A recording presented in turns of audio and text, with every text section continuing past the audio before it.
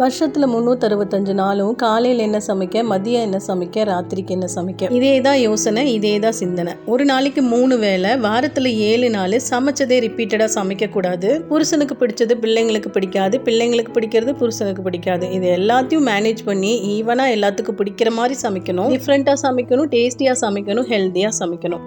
எவ்வளோ பெரிய டாஸ்க்கு. இதையவே சிந்திச்சு ரூம்லேயோ கிச்சன்லேயோ ஏதாவது எடுக்க போகலான்னு போனால் அதை எடுக்கிறது தவிர மற்ற எல்லா வேலையும் பார்த்துட்டு திரும்பி வந்துடுவேன். ஞாபக மறதி ஆயிடுது.